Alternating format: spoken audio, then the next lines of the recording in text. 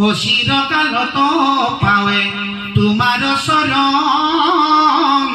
আউৰ জন্ম নাহি তাৰ জন্ম মৰণ জন্ম হ'বও নালাগে মৃত্যু হ'ব নালাগে সন্মানীয় বাপজনাৰ প্ৰশ্ন উত্তৰ আমি ইমানখিনিকে দিলোঁ কৃষ্ণ হে বাপাই সমস্ত যে অভিষিক্ত পৰীক্ষিত ৰজা আগৰ পুত্মণিয়ে এনেধৰণে প্ৰকাশ কৰিছে পদ্মপুখ সমাচাৰ মুখ মাধৱৰ দীৰ্ঘ ললিত বাহ জলে মনোহৰ প্ৰেম হাস্য নিৰীক্ষণ মধুৰ বচনে আপুনিকে বিমোহিত হইয়া কইনাগনে প্ৰভু ভগৱানৰ মুখ মণ্ডলটো ইমানেই সৌন্দৰ্য তাতে এনেধৰণে তুলনা কৰিছে দুই কাণত মকৰা কুণ্ডল থুতৰি গোল মুখ দুটা ৰঙা মুখত মিচিকীয়া হাঁহি ডালিম গুটিৰ দৰে দুই পাৰি দাঁত সমান উন্নত নাসিকা তিল ফুলৰ সদৃশ নাক নাকটো জোঙা চকু দুই ভাগ পদুমৰ পাহিৰ দৰে দুই চালাৰী ধুনুভিয়া কপালখন বহল গোলাকা তাতে কলকা তিলক আৰু কপালৰ ওপৰত কি আছে যে অলকা পান্তি শিৰত সোণৰ মুকুটৰ ওপৰত ময়ূৰ পুষ্প এই ৰূপটোত তেওঁলোকৰ ভাৰ্যা ৰমণীসকলে অকল কন্যাসকলে দেখাৰ লগে লগে তেওঁলোকে বোলে চকু নাভাঙে ইমানে সুন্দৰ জেউতি আকৌ গীততে তাতে কৈছে কেনেধৰণে আৰে শ্যাম ৰুদিত অম্বৰ ৰাধা ভৰিও নয়ন পংকজ জ্যোতি ইখত হাখা প্ৰীত বসে খুবেয়াতি শ্যাম গলে বৰাৰে কমল সনসাৰ অৰুণাৱ ধৰা হৰি শ্যাম ৰুধি প্ৰীত অম্বৰ ৰাধা হৰিও নয়ন পংকজ জ্যোতি ইখত হাখা ইখত হাখা প্ৰভু ভগৱন্ত মুখ মণ্ডলটো বৰ্ণনা কৰিছে পদ্মপুখ সমাচাৰ মুখ মাধৱৰ দীৰ্ঘ ললিত বাহু জলে মনোহৰ মুখ মণ্ডলটো পদুমৰ পাহিৰ লগত তুলনা কৰিছে কৃষ্ণ আৰু বাহু বোলে দীঘল বহল আৰু দেখিলেই মনোমোহৰ একেবাৰে মাধুৰ্যৰ সদৃশ তাতে কি হয় প্ৰেম হাস্য নিৰীক্ষণ তেওঁ মুখ মণ্ডল বোলে প্ৰেমৰ মানে ভকতক মোহিত কৰা ইমান সুন্দৰ এটা অৰ্থ হাঁহি এই হাঁহিতে বোলে মন প্ৰাণ সমস্ত মানে মানে কি কয় মুগ্ধ কৰিব আৰু তাতে বাক্যবিলাক বোলে মধু মানে একেবাৰে সোৱাদ লগা মানে মিষ্ট বচন বোলে বাক্য বচন আৰু সেই বাক্যখিনি কৰ লগত তুলনা কৰে যে সেই বাক্যখিনি একেবাৰে ইমান মেঘৰ গাজনিৰ লগত তুলনা কৰে মেঘৰ গাজনিৰ দৰে ইমান সুন্দৰ বাক্য তাৰপিছতে আপুনি বিমোহিত হৈয়া কন্যাগণে আপুনি মানে নিজকে নিজে কন্যাসকলে সেই মুখ মণ্ডলত সেই কৃষ্ণ ৰূপতেই মুগ্ধ হৈ যায় বুলি কৈছে এতিয়া সেইখিনি অভগতে নাপায় নহয় মুগ্ধ হ'ব নোৱাৰে নহয় কোনে পাৰিব ভকতসকলে পাৰিব এতিয়া তেওঁলোক যদি ভকত নহয় তেওঁৰ ৰূপটোত কেতিয়াও মুগ্ধ হ'ব নোৱাৰে গতিকে আপোনা হ'ব সেই ৰূপটোতে মুগ্ধ হৈছে আৰু সেই ৰূপটোতে ভজন গ্ৰহণ কৰিছে সেইকাৰণে কৈছে কৃষ্ণ কবি মোহিতে নানা ভঙ্গিমা ধৰিলা তবু কৃষ্ণ মন যিনি বাগন পাৰিলা অজিতো আত্মা ৰাম পূৰ্ণ ব্ৰহ্ম লক্ষ্মী পতি ওকে নমতে হৈবে তান বিষয়ত ভৰতি দেখুৱাই দিলা কথা দেখিলেনে যে কৃষ্ণক মোহিতে নানা ভংগিমা ধৰিলা কন্যাসকলে কৃষ্ণক মোহিবৰ কাৰণে নানা মানে ভংগিমাৰে তেওঁলোকে ধাৰণ কৰিব লাগিলে তবু কৃষ্ণ মনত জিনিবাক নাপাৰিলে তথাপিও কৃষ্ণ মন বোলে জয় কৰিব কন্যাসকলে নোৱাৰিলে যিটো আত্মা ৰাম পূৰ্ণ ব্ৰহ্ম লক্ষ্মী যিজন পৰম ব্ৰহ্ম কৃষ্ণ তেওঁ আত্মা ৰাম আৰু তেওঁ হৈছে যে লক্ষ্মীপতি স্বামী আৰু তেনে লক্ষ্মীপতি স্বামী কৃষ্ণ পৰম ব্ৰহ্ম কেনমতে হৈবে তান বিষয়ত ৰতি সেই কৃষ্ণই কেতিয়াও নোৱাৰে বিষয়ত ৰতি হ'বলৈ কাৰণ প্ৰভু হৈছে তেওঁ নিৰ্গুণ তুমি প্ৰভু নিৰ্গুণ গুণেৰে সীমা নাই নিৰ্গুণ হৈ জীৱ কুহি গুণ গায় কাৰণ যে ব্ৰহ্মা শিৱ বিষয়ত ৰতি কৰিব পাৰিছে কিন্তু কৃষ্ণ হলে ৰতি কৰিব নোৱাৰে তলিক মোহিনী হবে জানে বকলা কৃষ্ণ মোহিবে চল চাৱে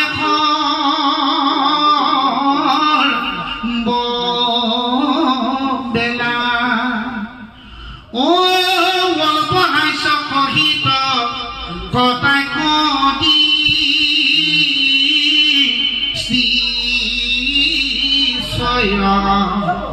তাৰ অভিপায় ঘন অকাম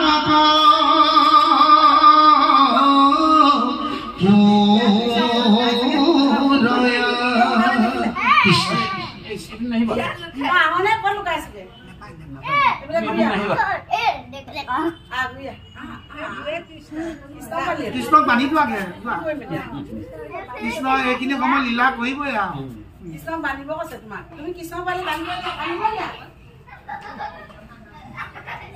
বাপাই সমস্ত সময়ো তেতিয়া ইমানটা ৰাখি দিছো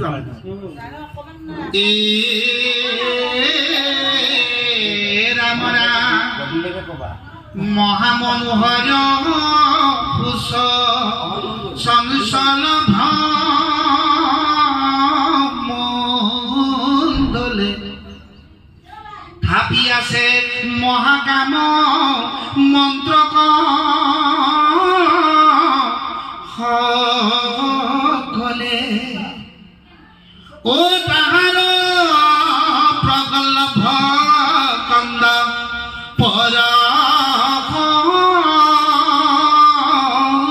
রজাকে মাধবক নারীগণে হানিল থাকে অকমান পাঠ নহয় এই ভকতসকলক মানে সময় নহ'বগৈ বোলে দেই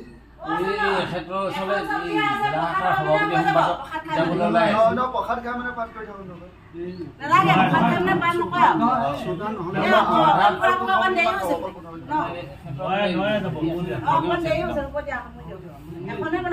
গতিকে কন্যাসকলে কৃষ্ণৰ ৰূপটোক বন্ধন কৰিবৰ কাৰণে তেৰা সমস্তই সুন্দৰভাৱে যে কৃষ্ণক বন্দী কৰিব বিচাৰিছে যে সেই বন্দীত বিষয় বন্দীত কৃষ্ণ বন্দী হ'ব নোৱাৰে কাৰণ তেওঁ জগতৰ গোসাঁই তেওঁ পৰম ব্ৰহ্ম নিৰ্গুণ কৃষ্ণ আৰু তেওঁক বন্দী কৰিব কোনে পাৰে জানিছেনে? ভকতেহে পাৰে। ভকতে পাৰে আৰু ভকতৰ হৃদয়তে ভগৱন্ত সদায় বন্দী হৈ থাকে। যেনেকৈ বলি ৰজাই তেওঁক বন্দী কৰি ৰাখিছিলে ক'ত? একেবাৰে গেটৰ সন্মুখত। কাৰণ ভকত বৎসল হৰি, ভকতৰ কাৰণে ভগৱন্তই নিজে দাস হ'ব পাৰিছে, দুৱৰী হ'ব পাৰিছে। চাওকচোন, গতিকে আমি তেওঁক মাতিলেই আহিব, বিচাৰিলেই আহিব, সেৱা কৰিলেই আহিব। যদি আমি শ্ৰদ্ধা নকৰোঁ, সন্মান নকৰোঁ, নেমাতো, তেতিয়াহ'লে কেনেকৈ আহিব? সেইকাৰণে এতিয়া এই কন্যাসকলক, 16,000 কন্যাসকলক কামদেৱৰ 5 বান প্ৰত্যেকৰ গুৰিতে আছে। এই বানবিলাক কৃষ্ণলৈ মাৰি দিছে, মোহিনী বানবিলাক। এই বানবিলাকে তেওঁক এতিয়া কাম কৰিব পৰা নাই, উপৰি গৈছে। তেওঁ এতিয়া বিষয়ত মুগ্ধ হ'ব পৰা নাই। সেইকাৰণে এতিয়া তাহাৰৰ প্ৰগলভ কন্দপৰ খৰচ জাকে মাধৱক নাৰীগণে আনিল আথাকে। খৰবিলাক মাৰিছে মাধৱলৈ। তাৰপিছত কি হয়? আন কাম শাস্ত্ৰত প্ৰসিদ্ধ নানা ভাৱে চাৰুৰু উচ দৃষ্টি গৈ পঠাৱে হেনমতে সুৰক্ষী হাজাৰ পত্নী সতী মনতলাই বাক যাৰো নভৈল শকতি ব্ৰহ্মাদি কৰি যাৰো পদবী নজানে হেন লক্ষ্মীপতি পায়া পদবী গণে ভজিলন্ত প্ৰেম ভাৱে শান্তি লৈ মনে অতা কন্দাৰ ভাগ্য কব নাই দে জনে। কৃষ্ণক বৈশ্য কৰিবলৈ হ'লে প্ৰথম আমি ত্যাগ ভাৱ ল'ব লাগিব, বিষয়ৰ ত্যাগ লাগিব। বিষয়ৰ ত্যাগ যেতিয়ালৈকে নাথাকিব, যিমান কৃষ্ণ কথা শুনিলেও, নাম গালেও আৰু গুৰু সেৱা, দেহ সেৱা, নাম সেৱা, ভকত সেৱা কৰিলেও কামত নাহিব।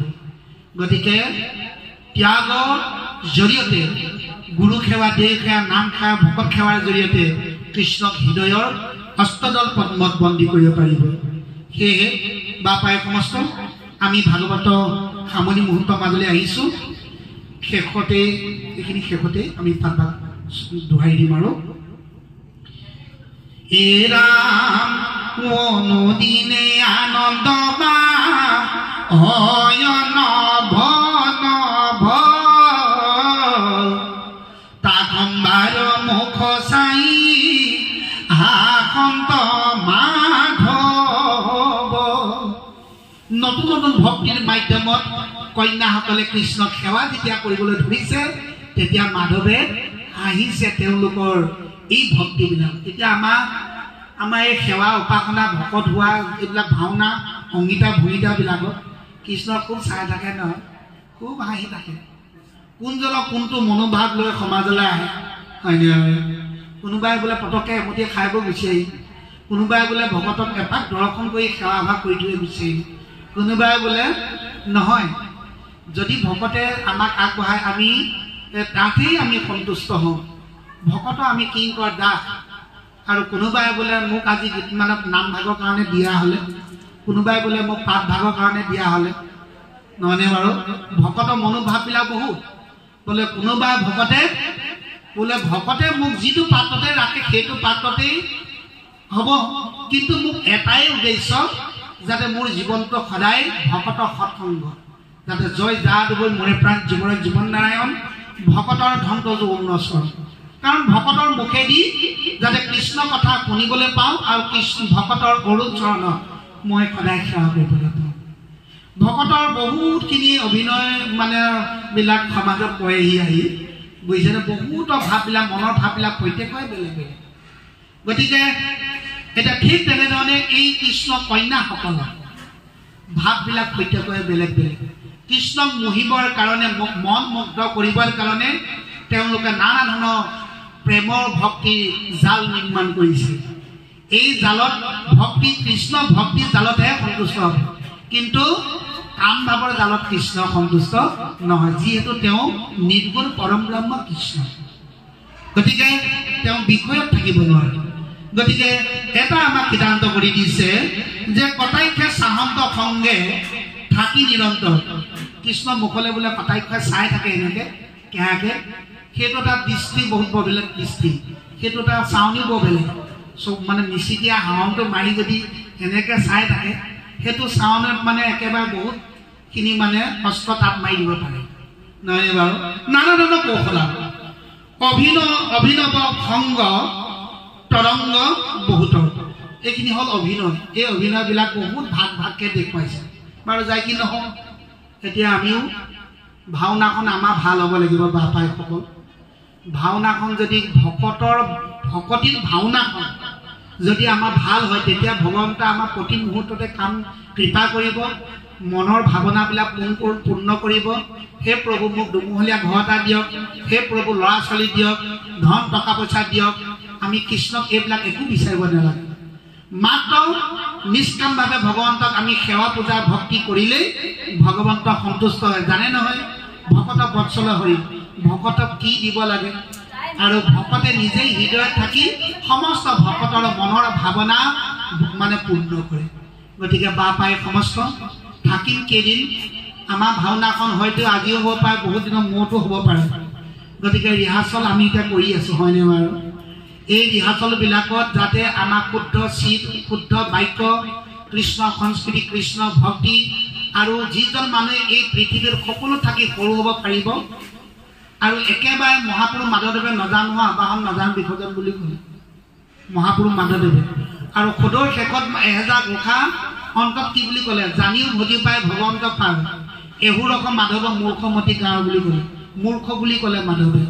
কিন্তু আমি জানো বুলি আমি গোটেইখিনিয়ে মানে ভাল পাওঁ, সেই কথাটো যদি আমি নিজকে অহংকাৰ ভাৱেৰে যদি আগবাঢ়ি যাওঁ, তেতিয়া আমাৰ কামত নাহিব।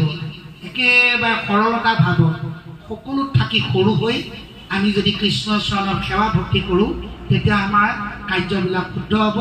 আৰু লগতে বাক্যবিলাক, আচৰণবিলাক, দেহ সংস্কাৰ, মন সংস্কাৰ, আৰু মানে বাক্য সংস্কাৰ, আহাৰ সংস্কাৰ, আৰু মানে ভূষণ সংস্কাৰ, এই সংস্কাৰবিলাক আমাক শুদ্ধ হ'ব লাগিব। তেতিয়াহে নামে আমাক ক্ৰিয়া কৰিব, তেতিয়াহে এইখন গৃহত হৃদয়ৰ মাজত নামৰ ভাণ্ডা মুখে মাজে হয়, ৰাম নামে মাৰা নামাৰে পাপক কটকৰ ক্ষয়। পাপক তেতিয়াহে বিনাশ কৰিব পাৰিব, নহ'লে নোৱাৰে। কিন্তু সংস্কাৰসমূহ লাগিব। মূলতে 1 নম্বৰ সংস্কাৰটোৱেই অন্ন সংস্কাৰ। এই অন্ন সংস্কাৰ শুদ্ধ হ'লেই সমস্তখিনি কাম আমাৰ শুদ্ধ হ'ব। বাপাই সমস্ত সবাৰো চৰণত প্ৰণিপাত জনালোঁ। লগতে প্ৰভু ভগৱন্ত একান্ত ভকত ভাগৱত দিবাকৰ ফুকন বাপজনাৰ আজি 4 গৃহত ভকত ভগৱন্তক আমন্ত্ৰণ কৰি আনি এদিনীয়া বনাই দিয়া কাৰ্যসূচীৰে নাম সেৱাৰ লগতে ভাগৱত পাঠ উপাখ্যা অনুষ্ঠান আয়োজিত কৰি ভকতসকলক এই ভকতৰ সৎসংগত আহি ভগৱন্ত গুণনামৰ ৰসৰ নিজৰা পান কৰিবলৈ এই সুবিধাকণ দিয়াৰ বাবে সেউকে সমস্ত সাধু পৰিয়ালবৰ্গৰ চৰণলৈ আমি কৃতজ্ঞ আৰু সেৱা জনালোঁ। আৰু লগতে এই সেৱাভাগ ইহকাল পৰকাল আমাৰ সমস্তজন ভকতে যাতে থাকে, আৰু এনেধৰণৰে সেৱা অনুষ্ঠানৰ মাজেদি, ভাগৱতৰ মাজেদি, লগতে নামৰ মাজেদি আমাৰ জীৱন ধন্য হয়। তাৰ মানসেৰে সকলোৱে এই সেৱা অনুষ্ঠান আয়োজিত কৰি আহি থকা মানৱ জীৱনত ধন্য কৰা যিটো আমাৰ নামৰ তত্ত্ব, এই নামৰ তত্ত্বৰ মাজেদি আমি আগবাঢ়ি যাব পাৰোঁ, তাৰ মানসে সবাৰো চৰণ প্ৰণিপাত জনাই আজি আমি ভাগৱতৰ সামৰণি মুহূৰ্তৰ মাজলৈ আমি আগবাঢ়িম।